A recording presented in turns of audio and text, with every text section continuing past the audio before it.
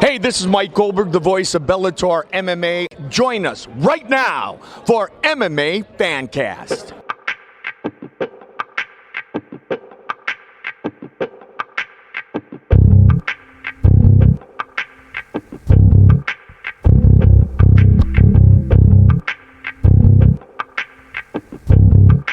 I'm just a violent individual.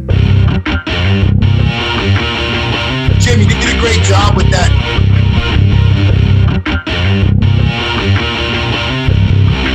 5, 4, 3, 2, 1, 0. All engine running. Liftoff. We have a liftoff. You're listening to MMA FanCast. Here are your hosts, Jim Mooney and Luke Payson.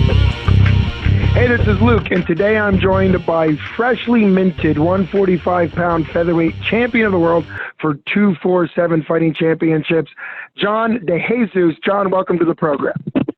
What's going on, man? Glad to be here.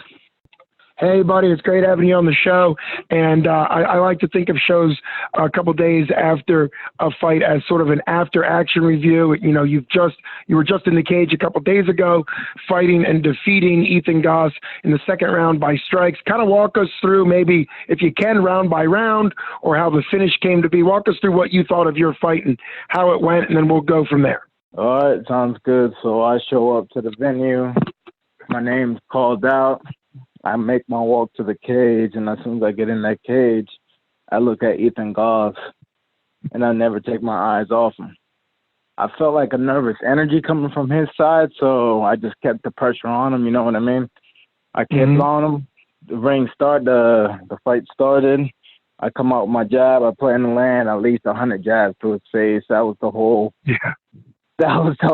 game plan going in, you know what I mean? Like a piston, yes. He's going in, he's a southpaw. I haven't fought many southpaws, but I've noticed that all the southpaws I did go against, that jab was money. So I just kept going with it, jabs and leg kicks. I was going to start switching it up a little bit, but I thought that was working plenty, so I just kept pushing with it.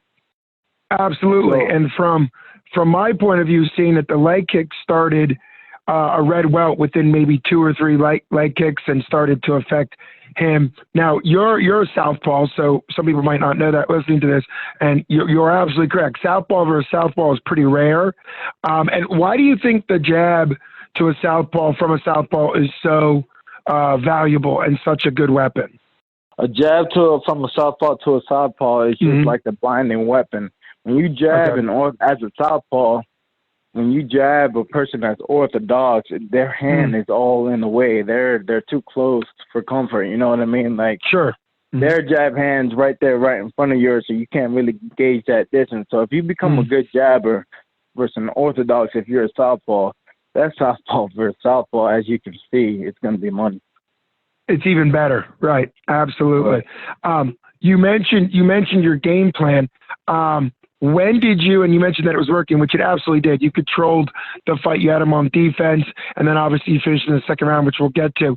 When did you realize that, hey, this game plan is working? Was it because of the jab, or you said the kicks? Like, about how far into the fight did you realize, hey, I'm just going to stick with what's working? My thing is, at my gym, I'm used to going with a lot faster dude. So when I went in there against Ethan Goss and my jab was working, I felt like my speed was twice ahead of his, you know what I mean? So I went in there. As soon as I felt my speed overtake everything, I was like, all right, this is going to be a fun night. Absolutely. Great attitude to have. You mentioned your gym, and your gym is, if it's already not known, which it should be known in Pittsburgh, it's sort of the premier MMA gym in Pittsburgh. It's run by Khama Worthy and other coaches. I don't know everybody's name, but obviously Khama and you. And at one point, Cherico was affiliated with that, and I think actually owned it. So what do you think makes the academy work, and what do you like about training at the academy? And we'll go from there. As far as your gym, because you represented the academy to a hometown crowd very well. People were going nuts throughout your whole fight, your walk-in, your fight, your win. And obviously the academy has produced and continues to produce great talent. So what is it about the academy? Well, at the academy, you got people with the same kind of mindset. We all go in there. We all go in there to entertain. We all go in there to fight, real fights. Not point fight, not lay and pray, but actually go in there and bang. And you got, my boy Khama Worthy, UFC stud now. You got Dave Sachs as a wrestling coach. He's like, nobody even knows the amount of technique and knowledge that he's bringing to the wrestling game. We have Christopher Williams for our hands as a boxing coach, and we just go in there, man. We work day in and day out, hard work, sparring days, technique days, and we're in there grinding every single day. And we all have that same mentality. We're in there to kill every time. Absolutely, and that definitely shows. And I should have thrown out Khama Worthy. I saw him have a spectacular knockout in October, and so all three of you from that gym and probably more are on wins. In your career, you have fought, I'm going to say everybody, and you have fought often, and you fought a bunch. That was your, I guess, 21st or 22nd pro fight, something like that, right around that number. And what is it like to you knowing that you've fought the best and challenged yourself throughout your career? I've been in there, first of all, I've been in this game training-wise for about 11 years now. So I've been in there. I started my career 7 years at American Top Team down in Florida. Then I went over to Black Zillions for a good 7-8 months, and now I'm here. I've been around the block, and I've been in all the promotions against all the fighters. I feel like it's my time. I'm ready to shine. I'm ready to belong at the top. Absolutely, and you certainly looked like you had the experience. You've talked about the speed, your skill level. I think according to what I saw on Tapology, you're still young at 28.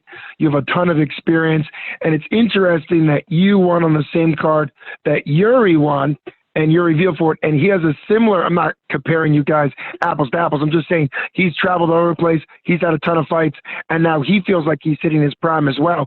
Do you think it takes, how long do you think it takes in MMA to get to the point where you're firing on all cylinders? Because there's such a complexity to the sport of MMA. Or I guess I should ask, how long did it take you to get to the point where you would feel like you're at your best? I mean, some guys, it takes a long time. Some guys get it right away. With me, I felt like it was always a mental thing. I'm finally getting the mental game down. The technique and ability's always been there. My fast, quick twitch reflexes are always there. And on a side note, talking about Yuri Vielfort, that was my boy back at Black Zillions. A lot of people don't know that. Him, Jay-Z, Danilo, everybody who was cornering him, those are my boys from back in the day. Well, you mentioned Black Zillions, and when I had talked to Yuri, he mentioned having trained at Black Zillions in Florida, but I just never realized that you guys crossed paths, given the fact that you weren't there that long. But that's great, and shout out to Yuri, and obviously his brother opened up a gym in Pittsburgh, and that could be a really cool sort of competitive thing, maybe between the new Danilo gym and the academy. But that's really cool to see the Vielforts move into the Pittsburgh area. But continue on about what you were saying. What do you think it takes? What do you think it takes for it to click? You mentioned that some fighters get it faster, some fighters get it take longer. What did it take for you? You said mental. What was it about the mental? To me, it's all experience, man. That's all it is. Being in that cage, being at the gym, going through the grind, going through the experiences. That's what's gotten me better. The mental game part is just like maybe thinking about the fight too much, or maybe thinking too much into it, making it too much of a serious thing. When I go in there, I have a blast. I'm having my life, and that's all it is. As long as I got a smile on my face, it's going to be a good night. Absolutely. And that's a great attitude to have, that even though you're in there to do a job, you're also having to mix that intensity and job with the fact that you're doing what you love. And that's an interesting blend for fighters. Going into the break between the first round and second round, obviously, you know what? Our listeners may not know this. It was a 5-minute fight. At least it was scheduled. You finished it in the second round, so it never became that. Why sign up for a 5-minute round? That's pretty rare for regional. That's typically at like maybe a UFC level. Why sign up for a 5-minute? Well, one, because I have cardio through the roof, and people don't know that. I want to show people that. Two, because my day job, I'm an arborist in my day job, so I'm working 10-hour days, hard work, carrying brush, carrying trees, Trees. Not trees, but carrying just carrying, bro, doing the hard work all day long, carrying lumber and everything like that. So I had the cardio for days. I wanted to push that. And two, if he wanted to get a lucky round in, if he say he took me down and get a lucky round in, I would have had 4 to just do my thing. Sure. You bring up something, champ, that actually Khama pointed out on the commentary, but about a different fight, because obviously he was in your corner. Khama was there in your corner for your fight, but he was mentioning that in MMA, particularly the amateur, where it's only 2 minutes, sometimes 3 minutes, that a takedown, as you mentioned, a takedown can kind of be all it takes for a round to slip away. And so it's interesting that you thought, hey, 5 rounds gives me more wiggle room in case, like you're saying, in case you got a lucky round in, then you've got more in the bank that you can work with, which is a smart. That's a warrior's mindset in your mind, that you have the cardio to outlast him. When you went into the first round, and when you go into any corner, what are you looking for your corner? I asked this question a lot. I've asked Death Star this. What are you looking from your corners? Now, obviously, Saturday was a pretty good night, all things considered. You went into the first round things were already going in your favor. But what are you looking from your corner? For my corners, I'm just looking for them to keep me sharp. If there's something I do that's silly, if I step in the wrong direction, if I start, telegraphing anything, they'll let me know, and I'll hear them, because I'm nice. I'm calm in there. It ain't like a storm that's going on. Once I'm in there, I'm calm. I hear everybody. So, I go in there and I put in work. Absolutely. Well, and when I've interviewed a lot of people and I've asked about corners and what they can hear, you probably are aware of this, that the vast majority of fighters say, that they kind of zone out. It's kind of like you were saying, that storm, and they kind of don't hear anything. It's interesting that with the calmness, with the confidence, with your experience, with your cardio, I think that has a lot to do with it. You're calm. You're able to hear. You're able to change what you need to right away. In the second round, I think you punched him in his punch hand, in his left hand. Somehow he either broke or hurt his hand, his left hand, his power hand. Were you aware of that somewhere in the first round, that his hand got hurt, or does that not even cross your mind? Yeah, when I was in there and I caught his kick and I rushed backwards, something happened. He either raked it against the fence or I hit my hands. I've seen the fight multiple times. I still haven't been able to pinpoint. It's hard to see it, right. But once I did that, I saw him shake his hand. I knew that something was off. I didn't know it was a broken finger or anything like that, though. Right. Yeah, that's always interesting from an opponent, and I think sometimes when people get injured, it's hard to not telegraph it. And obviously, I saw him shake his hand and didn't realize what was going on, so you saw that, which is pretty great. Now, when the finish came in the second round, I'm going to say I don't know 100% if you took him down. It more just was like he kind of collapsed and you kept barraging him, or do you remember throwing a takedown in there? I haven't been able to rewatch the fight. Or was it more just kind of he fell sort of under the barrage and then you kept? I know it was a strike finish and he kind of covered up and you kept barrage. Do you remember a takedown, or was it just all strikes? It was definitely all strikes. I hit him with that nasty leg kick to end the sequence, and he started limping heavy. I saw it in his face. I saw it in his body language. He started limping very, very heavy. So I went at him, and I got in front of him, and I saw that he was using the cage to hold himself up. He wasn't even putting any pressure on that leg anymore. So I just teed off. And I would say from a striker's perspective, when you talk about it, and you were very clear that it definitely wasn't a takedown. You just kind of, threw the barrage at him, teed off at him.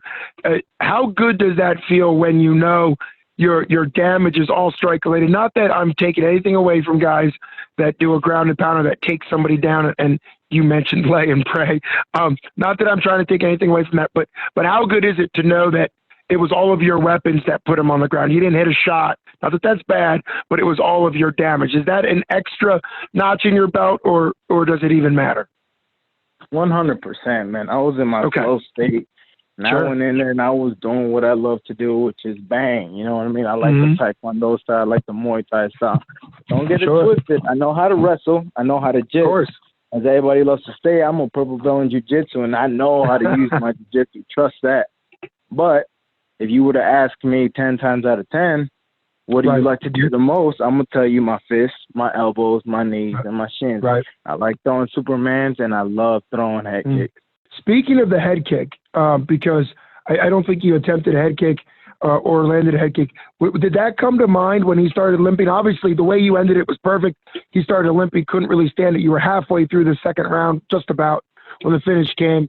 And so obviously your barrage worked. Did it cross your mind, the head kick, since you said you love to throw it, or were you just going to go in there and finish it the way you did? Do you ever think of like an option in a fight and then say, nah, you know what, I got a different plan? Nah, like I said, I was just in my flow state. Whatever came to mind, whatever came as my body went, that's what I was going to throw, whatever I felt at the moment. And describe, I understand when you're saying it's flow, it's sort of a relaxed state where your body's acting more than your brain is. How do you get to a flow state in training, and how do you get to a flow state in fights, particularly for people who haven't been there and don't know what that type of state is as a fighter? I mean, to each their own is how I feel about it. But the way I get it into it is by landing my initial strikes in or whatever, and just being calm, just being in there and being in the moment. You know, doing me, doing what I love to do every single day. Absolutely, it's such a great attitude you have. Now, you mentioned rewatching your fight. When you get in a flow state, and you mentioned the fact that you just throw what comes to you, are there times when you watch the fight and say, oh, I didn't realize that was my combo, or I didn't realize at the time that that's exactly what I threw? Hindsight is 20/20. I rewatch this fight. I'm like, I should have thrown a knee in there, or I should have thrown a head kick in there, you know? But at the time, that's not what I felt. Well, and at the same time, when you rewatch, I wasn't just asking about what you could have thrown. Is it kind of surprising sometimes what you did throw? You're like, man, that was sweet because you were in that flow state as far as a combo that worked? Because obviously there's nothing to take away from your fight. Right. I remember everything like it was last night. You know, I meant to do what I meant to do in there, you know? Sure. It's not like a third body experience to where I'm not really sure about what I'm doing. I'm in there with some intent to do what I do, and I'm very, very mindful of what I do. Well, that's a great word to use when you talk about doing anything in life. Mindful, meaning you're present, you're focused, you're connected. It's not like it's just willy-nilly or you're just making it up. There's a purpose for everything you do, which is wonderful. Here you are just a couple days after your fight. Obviously, big win, title fight for 247. So right now, Khama has the 155-pound belt, although he's in the UFC. You have the 145-pound belt. Where are you now as far as physically? I don't know, how you're feeling after it. Are you back to training, and kind of where do you want to aim for now? I know holidays are coming up. Do you train through them? Are you taking a break? Kind of, how is it to be you just a couple days after the fight? Well, I'm just, relaxing. I'm still going to, I always take a week off right after the fight. Okay. I always take a week off to just relax my body. You never know what's tense and what's hurt, what's not, after a few days of the fight. But I just relax, take a week off, and then after this week, I'm going to go back to the gym like it's, another normal Monday. And as far as my future goes, I don't know, man. I just want to bang, defend, bang, and make it to the UFC or Bellator. That's where I belong. Well, that's a very good future goal to have, and I do think, as you've said, I do believe you belong there. You demonstrated your skills and your weapons beautifully, as you said, cerebrally. Some might even say surgically. Like you're your own type of surgeon in a fight. You have to decide what you're going to do and when to do it, and the timing and the accuracy, as you mentioned, your jab and all of your weapons, and obviously keep focused. I did just look. Tapology has you ranked third in the state of Pennsylvania. Not that matters much, but it is cool to see the recognition come from your fight and your win and your experience and your record. Just all great stuff. That's a great mindset to have. I would love to kind of see where your future goes. I think 247, and me selfishly would love to see you get another fight with 247, maybe defend the belt and do some stuff there, because it's local and you're fighting in Pittsburgh. But obviously, I think UFC and Bellator would be really blessed to have you. UFC is already seeing what Khama did in the UFC with his fantastic knockout, and you're obviously different than Khama. We want to be clear, you're not Khama, but you come from the gym and you're your own weapon and your own destroyer. I guess I'll say, how would you like to end it? Do you want to end on thank yous? Do you want to end on what you just said, which was about where you want to be in the future? What do you think you still want to say out there as we wrap this up? As we wrap this up, man, I want to let everybody know I've been in this game for over a decade, and I belong at that number one spot. Everywhere I go, I'm going for that number one spot, whether that be regional, whether that be national, whether that be world, whatever it is. I'm going for that number one spot, and that's where I belong. Well, you absolutely do belong at the number one spot, champ, and I'm glad that's your perspective and your focus and your goal. Thanks so much for coming on the show. Best wishes to you. Can't wait to see you fight again. Thank you, man.